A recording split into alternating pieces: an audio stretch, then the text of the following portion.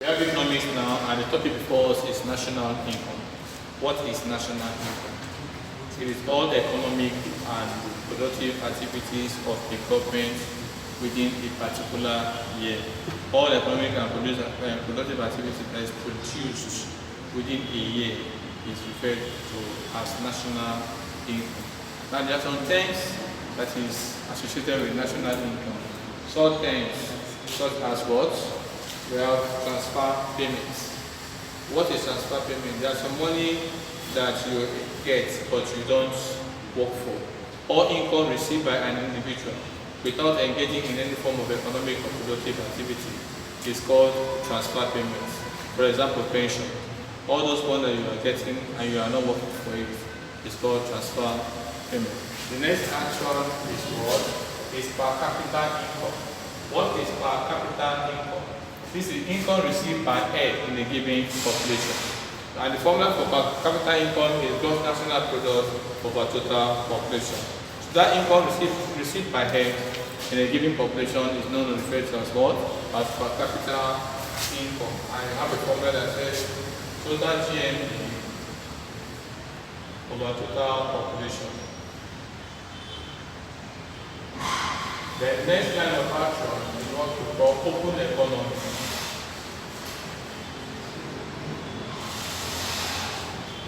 When you say open economy, any economy that allows international trade to take place is called open economy. You allow export and you allow import. All economic activity that allows international trade to take place is called open economy. And the formula of open economy is y is equal to c plus I plus g plus what x minus n. It's known or referred to as what? An open economy. So the next one is called closed economy. When you say an economy is closed, what does it mean? It means that it does not allow any form of international trade to take place. And what the formula your y is equal to c plus I plus what? G. Such is known or referred to as a what? A closed economy, because there is no export and there is no what? Import. The next aspect there is called leakages. Leakages. When there is a leakage, what does it mean? It means that in any economy that what you observe that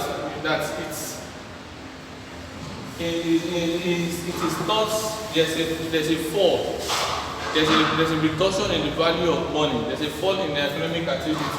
It is not adding anything to the economy.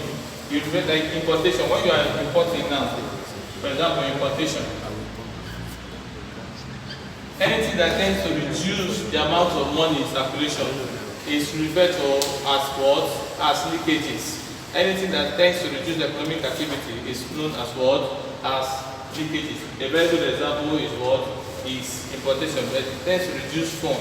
Where you are bringing buying things into the country. What are you doing? You are reducing funds. So any economic activity that tends to reduce funds is referred to or known as what? Leakages. Then the next one is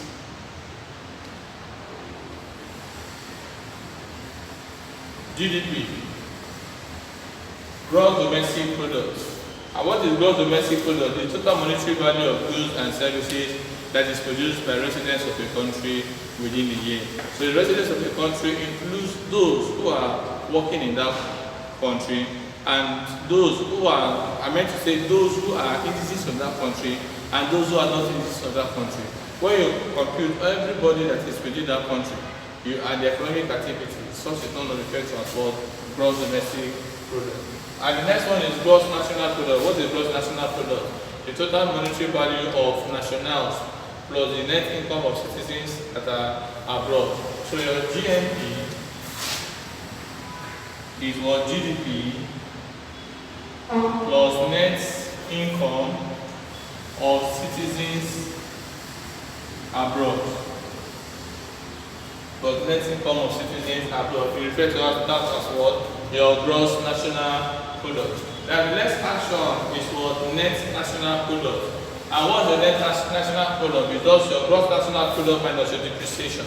So the value of gross national product minus your depreciation is called your net national product, NNP. GMP minus depreciation. Now the next line of action that we need to know in this topic is what we call value added. Value added. And what is value added? It's just the difference between the value of output and the value of input. So the difference between the value of output and the value of input is called or referred to as what? Value added. The difference between the value of output and the value of input. Alright. Now you also need to know the method that is used in calculating national income. Method used in calculating national income. We have the income approach, we have the expenditure approach, and we have the word output approach. Income approach, expenditure approach, and the word output approach. Now, when you start with the income approach, what do we mean by that? All the benefits that you derive from factors of production. What are the factors of production? Land, labor, capital, and entrepreneur. Now, the benefit from land is rent.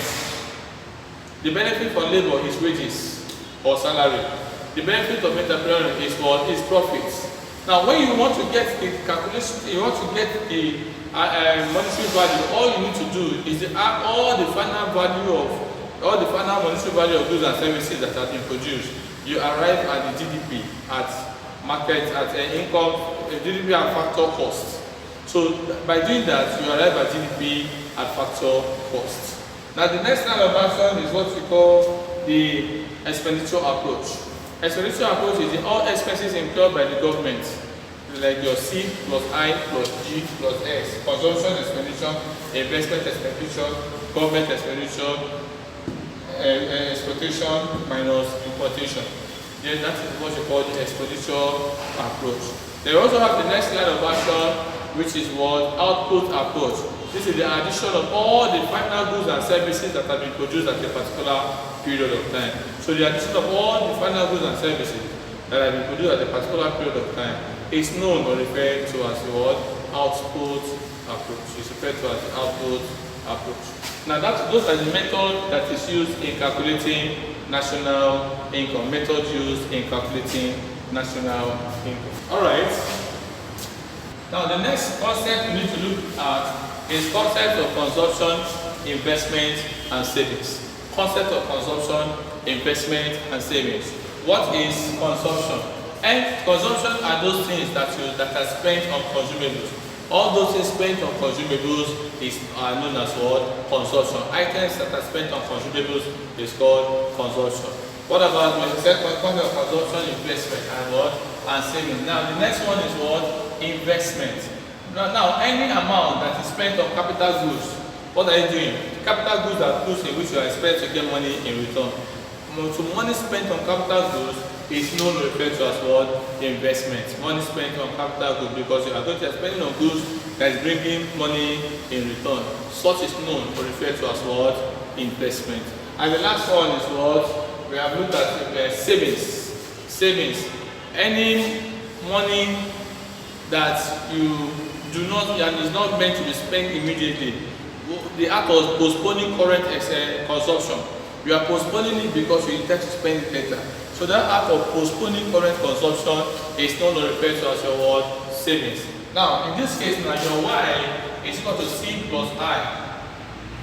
Your Y is equal to C plus what? S. Whereas where your C is consumption and S is what? Savings. While your Y is income. In order to get for your consumption, you have a C, your C is Y minus your S. And in order to get for your savings, your S is Y minus your C. Is that clear? Now, without wasting further time, we'll now look at average propensity to save. Now, when you say average propensity to save, what do you mean by that? It is average propensity, and we also have average propensity. Now, this is the proportion of savings. Average propensity to save. The proportion of your savings. Now, in this case, now, the proportion of your savings over your income is your APS. And your APS is given as well. You have what? APC plus APS is equals to what? 1. So your average propensity to save is called what? Your APS. While your APC is the average propensity to consume, proportion of your consumption over your income is referred or known as what? Your APC. Proportion of consumption over your income. Now when you look at both of them together, when you add APC plus your APS, it gives you 1. And it also realize that your APS is 1 minus APC. And your APC is 1 minus APS. Okay? 1 minus your what? APS. So you can be given a question, for example, and you are told to find the APC if income is 400,000 and consumption is 200,000. Income is 400,000 and consumption is what? 200,000. So your APC is consumption over income. So what do we do? That will be 200,000 over 400,000, and that will give us 1 over 2, that's 0.5. If you are actually told to find your APS is 1 minus APC, and that's 1 minus 0.5, and that's 0.5. Or you can equally use the formula that says your APS is S over income. And I will add my savings. My savings, I can decide to say my savings here is what? S, which is what income minus this, and that's what 200,000. So I'll still have my what? 200,000 there. 200,000 divided by 400,000, I will have what there? 0.5. So my APS is also 0.5, depending on the questions in which you are given to solve. Now, having said that, we go straight to the marginal propensity to consume. And what is the marginal propensity to consume? The rate of a change in consumption as a result of a change in your income. Once there's a change in your income, what happens to your consumption? Your consumption will also change. All things being equal, a change in income will also lead to a change in the consumption. So the rate of a change in consumption as a result of a change in your income is marginal propensity to consume. And your MPC is given as change in consumption over change in income. Change in consumption over change in income.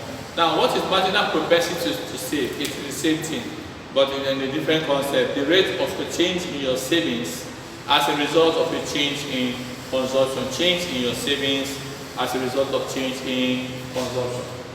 Now, let us take a question. Now, take a question. If Mr. A.N. 450,000 and consumed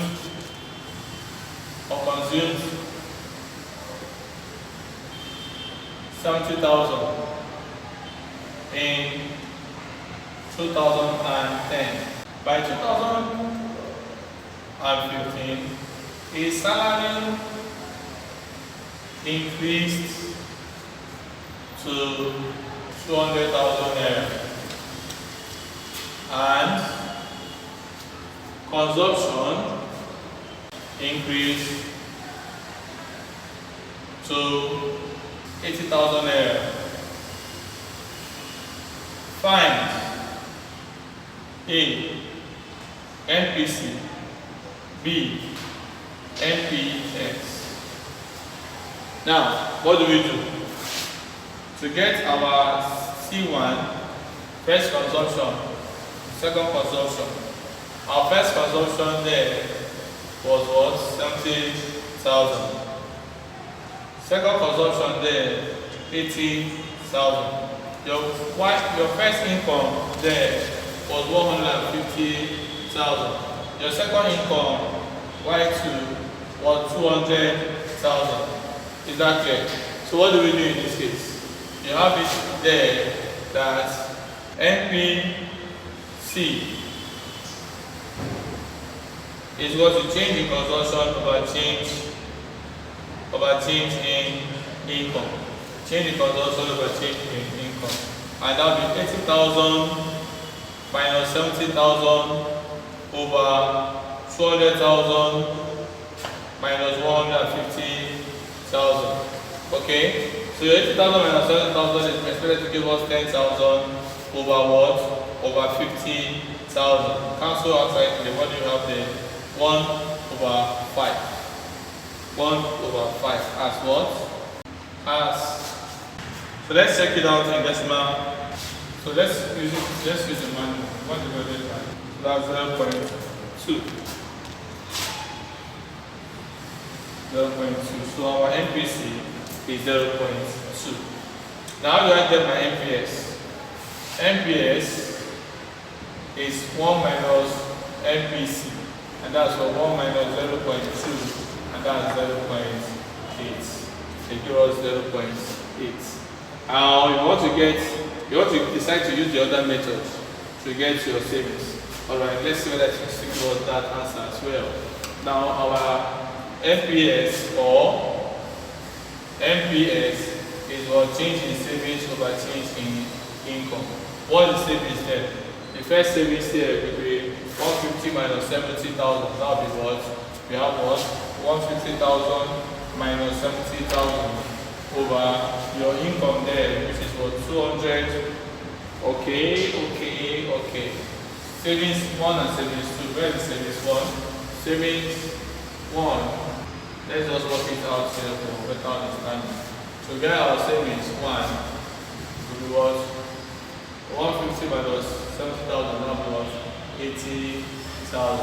And to get our savings 2, 200 minus 80,000, we get 120,000. So that will be what? S2 minus S1 over Y2 minus Y1. What is S today? That's 120 minus 80. That will give us 40,000 over Y2 minus Y1, which is what? Income 2, which is 200,000 minus 150,000, and that's 50,000. So when you divide both sides, what do we have here? 4 over 5. And 5 divided by 4. What do we have? The 5 cannot go here. 0.8. So that's 0.8. So you can see that just the amount we got here is the same thing with what we have here. So that will give us 0.8. So you can see either of the two, you can use either of the formulas. You see arrive at the same thing, 0.8, 0.8. So it all depends on you and the formula in which you want to apply. It's important to note that. Now, having done that, which is comprised of the marginal propensity to save, marginal propensity to consume, average propensity to save, average propensity to consume, we go straight to multiplier. And what is multiplier? The rate of a change of any of the components of income, expenditure, or anything that has got to do any component at all. And what's the formula for multiplier? The multiplier formula is K is equal to 1 over 1 minus NPC, where K is equal to what? Multiplier.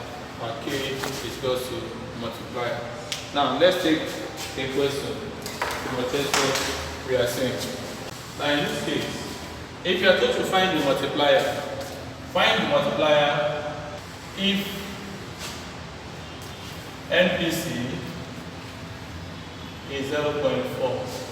What do we do in this case? If you are told to find the multiplier, apply the formula. K is equal to 1 over 1 minus NPC, and that's equal to what? 1 over 1 minus 0.4, and that's 1 over 0.6, and I think that should give us 1.7. So to get our multiplier, it's going to give us 1. Now, if you are giving a question and say by how much will consumption expenditure be increased in order to increase income by 5,000? Let's take that question next. By how much will consumption be increased income by 5,000 if NPC is 0.4. Okay, and there are formulas that you need to know. I better write the formula so I can make you confused. Now, consumption, expenditure, and multiplier is giving us K is equal to 1 over 1 minus MPC is equal to 1 over MPS is equal to change in consumption over change in income over change in consumption. Then investment expenditure and multiplier. Now your K is equal to 1 over 1 minus MPC is equal to 1 over MPS is equal to change in Y over change in I. Then government expenditure and multiplier is equal to K is equal to 1 over 1 minus MPC is equal to 1 over MPS is equal to change in Y over change in what? G. Now, these are the formulas that we must get used to. Now, having said that, we will now look at by how much the government consumption expenditure be increased to increase income by 5,000 if MPC is 0.4. If MPC is 0.4. Now, the first thing you must always do is to get your multiplier. I've taught you how to do that. So your multiplier is K is equal to 1 over 1 minus MPC. Okay? Now, what do we do in this case? That was 1 over 1 minus 0.4, and that's 1 over 0.6, and that's 1.7. We've gotten the multiplier. I'll substitute the multiplier in the equation, which is that your K is equal to 1.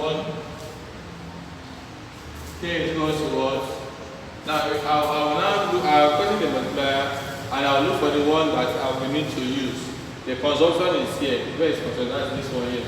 So I'll use this formula that says K is equal to change in Y over change in C. I've gotten this value already. So your K is what? Is 1.7. And they said by how much consumption, by how much will consumption expenditure be increased? If income is increased, to increase income by 5,000. So what is the income? 5,000. What are we looking for? Consumption. Okay? So cross multiply, what do we have there? 1.7 C is equal to what? 5,000. Make C the subject of the formula. Your C is equal to 5,000 divided by 1.7. 2,941. That's the answer we'll get for doing that. 2,951. Okay? 2,941.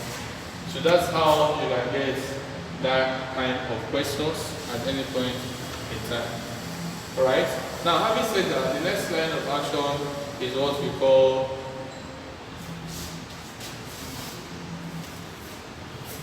flow of income of a two-sector economy.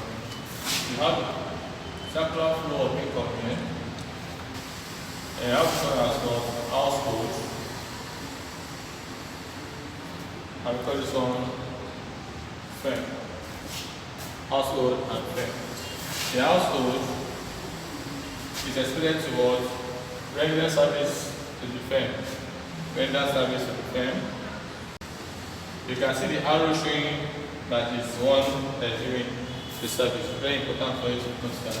The firm in turn, what do they do? What do they do? They pay for the services rendered. Pays for the services rendered. They pay for the services rendered in form of wages, rent, dividends, all those factors, all those things that you profit, those factors of production. Okay, etc. Now the firm, what do they do in turn? See the arrow, this is the firm turn. They what? Supply goods to the household. Supply goods to the household. Supply goods to the household. Supply goods to the household. While the household in turn What do? They pay for the goods supplied. Pay for the goods supplied. They pay for the goods supplied. So you can see the interrelationship that exists between the household and the firm, and that is what we call circular flow of income. The interrelationship that exists between the household and the firm in a two-sector economy. So you can see the arrow, and the arrow is not just facing it, but it's facing it based on its function. Household renders services to the firm in turn pays for the services rendered. The firm supplies goods to the household, and the household pays for the goods that have been supplied. Alright, at this junction I want to enjoy you to please go through it very well and enjoy your study. Thank you.